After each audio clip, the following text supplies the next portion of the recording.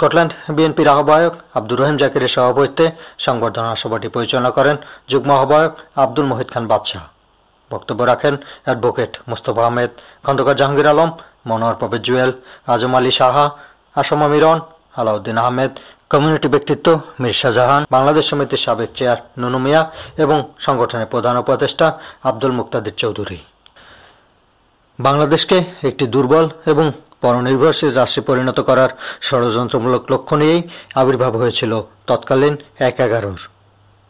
Soviet ইউনিয়নের পতনের পর বিশ্বব্যাপী আমেরিকার একক কর্তৃত্ব স্থাপন এবং বিশেষ করে বিশ্ব রাজনীতিতে ভারতের প্রভাব বৃদ্ধির উচ্চাভিলাষকেই ষড়যন্ত্রের কারণ মনে করেন ব্যারিস্টার মওদুদ। আওয়ামী লীগের বর্তমান শাসনামলকেও তিনি একই ষড়যন্ত্রের ধারাবাহিকতা হিসাবে উল্লেখ করেন। এই যে তত্ত্বাবধায়ক সরকারের সময় এই প্রধানমন্ত্রী বলেছিলেন যে তাদের সমস্ত অবৈধ কাজ আমি সরকারে গেলে বৈধ করে দেব। বিডিআরের সেনা কর্মকর্তাদেরকে নির্মমভাবে হত্যা এবং পরবর্তীতে বিডিআরের নাম পরিবর্তন করে বর্ডার গার্ড করার উদ্দেশ্যটিকেও তিনি একই ষড়যন্ত্রের অংশ হিসাবে অভিহিত করেন। তো বিডিআরকে অ্যাটাক করা মানে হলো বাংলাদেশকে আরো দুর্বল করা।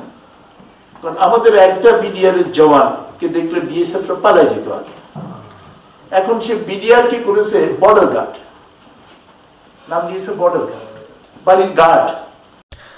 শেয়ার বাজার কারসাজিটিও ছিল বাংলাদেশকে অর্থনৈতিকভাবে দুর্বল করার একটি চক্রান্ত তিনি মনে করেন। শেয়ার বাজারে শাস্তি দিতে পারল না, রিপোর্ট দিল যে এখানে সব রাঘব বোয়ালরা জড়িত আছে, অর্থমন্ত্রী বলল এখানে প্রভাবশালীরা জড়িত, নিজেই বলল। তো প্রভাবশালীরা যদি জড়িত হয়ে থাকে শাস্তি দিতে পারল না। তিনি আরো বলেন, অতীতেও আওয়ামী লীগ একদলীয় শাসন ব্যবস্থা প্রবর্তন করে ক্ষমতায় টিকে থাকার ব্যর্থ চেষ্টা করেছে। বর্তমানে তাদের একই প্রচেষ্টাটি আবারও ব্যর্থ হবে তা ঐতিহাসিক কারণেই নিশ্চিত। Humayun Kabir, channel I news, Edinburgh, Scotland.